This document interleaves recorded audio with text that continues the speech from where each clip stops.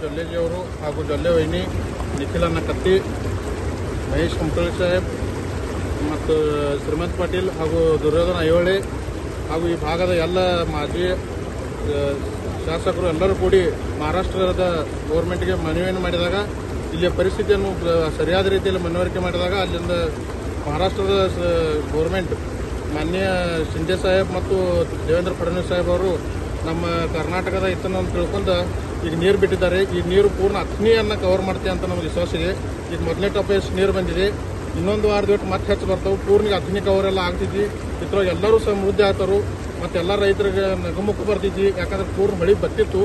ಒಂದು ಅಣ್ಣವರ ಮುತುವರ್ಜಿ ವಹಿಸಿ ಯಾವ ಟೈಮ್ ಕರೆಕ್ಟ್ ನೀರು ಬೇಕಾಗಿತ್ತು ಅನ್ನೋದು ಗೊತ್ತಾಗಿ ಹೊಳಿ ಬತ್ತಿತ್ತು ನೋಡಿ. ಇಲೆಕ್ಷನ್ ಮೂಮೆಂಟ್ದಾಗೂ ತಮ್ಮ ಇದನ್ನ ಬಿಟ್ಟ ಅಲ್ಲಿ ಮಹಾರಾಷ್ಟ್ರ ಗೌರ್ಮೆಂಟ್ ಹೋಗಿ ಮನವಿ ಮಾಡ್ಕೊಂಡು ನೀರು ಬಿಟ್ಕೊಂಡು ಬಂದರು.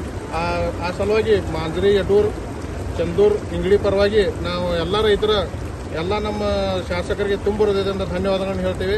ನಾನು ಇಂಗ್ಳಿಯಿಂದ ಭೀಮಣ್ಣ ಗುಪ್ತೆ ಅವರು, ನಮ್ಮ ನೆಚ್ಚಿನ ನಾಯಕರಾದಂತಹ ಅಭಿವೃದ್ಧಿ ಅಧಿಕಾರರು ಅಣ್ಣಾ ಸಾಹೇಬ್ ಜೊಲ್ಲೆಜಿ ಅವರು ಹಾಗೂ ನಿಪ್ಪಾಣಿ ಮತಕ್ಷೇತ್ರದ ಶಾಸಕರಾದಂತಹ ಶಶಿಕಲಾ ಜಿ ಜೊಲ್ಲೆಜಿ ಅವರು ಹಾಗೂ ಕಾಗವಾಡದ ಮತಕ್ಷೇತ್ರದ ಮಾಜಿ ಶಾಸಕರಾದಂತಹ ಶ್ರೀಮಂತಾಚ ಪಾಟೀಲ್ ಅವರು, ಹಾಗೆ ನಿಖಿಲಣ್ಣ ಕತ್ತಿ ಅವರು, ರಾಯಬಾಗ್ ಮತಕ್ಷೇತ್ರದ ದುರ್ಯೋಧನ ಐಹೊಳೆ ಅವರು ಮತ್ತು ಮಹೇಶಣ್ಣ ಕುಮಟಳ್ಳಿ ಅವರು, ಇವರು ಒಂದು ವಾರ ಮುಂಚೆ ನಮ್ಮ ಕೃಷ್ಣಾ ನದಿಗೆ ನೀರಿಲ್ಲದಾಗ ಮಹಾರಾಷ್ಟ್ರದ ಉಪಮುಖ್ಯಮಂತ್ರಿಗಳಾದಂತಹ ದೇವೇಂದ್ರ ಫಡ್ನವೀಸ್ ಅವರಿಗೆ ಭೇಟಿ ನೀಡಿ ಸಕಾರಾತ್ಮಕವಾಗಿ ಒಂದು ವಾರದಲ್ಲಿ ನೀರು ಬಿಡುಗಡೆ ಆಗುತ್ತೆ ಅಂತ ಹೇಳಿದಾಗ ಈಗ 2 ಹಂತದಲ್ಲಿ ನೀರನ್ನು ಬಿಡುಗಡೆ ಮಾಡಲಾಗಿದೆ. ಈಗ ಒಂದು ಹಂತದಲ್ಲಿ ನೀರನ್ನು ಈಗಾಗಲೇ ಬಿಡುಗಡೆ ಮಾಡಿದ್ದಾರೆ.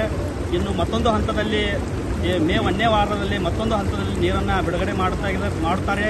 ಕೃಷ್ಣಾ ತೀರದ ಗ್ರಾಮದ ರೈತರಿಗೆ ಇದರಿಂದ ಖುಷಿ ಉಂಟು ಮಾಡಿದೆ. ಚಂದೂರು, ಯಡೂರು, ಮಾಂಜ್ರಿ, ಇಂಗ್ಳಿ, ಕುಸ್ನಾಳ್, ಮಡವಾಳ, ಉಗಾರ್ ಈ ಎಲ್ಲ ರೈತರ ಕೂಡಿಸಿ ನಮ್ಮ ಕೃಷ್ಣಾ ನದಿಯಲ್ಲಿ ಎಲ್ಲ ನೀರು ಹೋಗಿದ್ದು.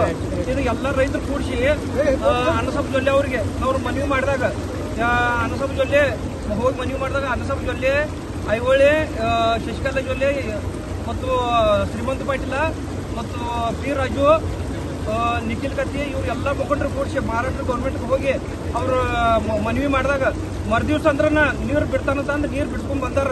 ಇವೆಲ್ಲ ರೈತರ ಪರವಾಗಿ ನಮಗೆಲ್ಲರಿಗೂ ಒಂದು ಅನುಕೂಲ ಇತ್ತು. ನೀರು ಬಂದಾಗ ನಾವು ರೈತರು ಉಳಿದು ಇದು ನಮ್ಮ ಬೆಳೆಯೆಲ್ಲ ಒಣಗಿ ಹಾಳಾಗಿ ಹೊಂಟಿದ್ದು. ಇದು ಇದ್ರ ಸಲುವಾಗಿ ಎಲ್ಲ ರೈತರ ಪರವಾಗಿ ನಮ್ಮ ಅನ್ನಸಾಬ್ ಜೊಲ್ಲೆ ಅವರಿಗೆ ಮತ್ತು ಎಲ್ಲ ಮುಖಂಡರಿಗೆ ಒಂದು ಮಾಂತೇಶ್ ಅನ್ನೋನು ಇದ್ರೊಳಗೆ ಎಲ್ಲರೂ ಕೂಡಿಸಿ ಇದಕ್ಕೆ ಅಂದ್ರೆ ನೀರು ಬಿಟ್ಟರು ಅವ್ರಿಗೆ ಎಲ್ಲರಿಗೂ ರೈತರ ಪರವಾಗಿ ಧನ್ಯವಾದಗಳು.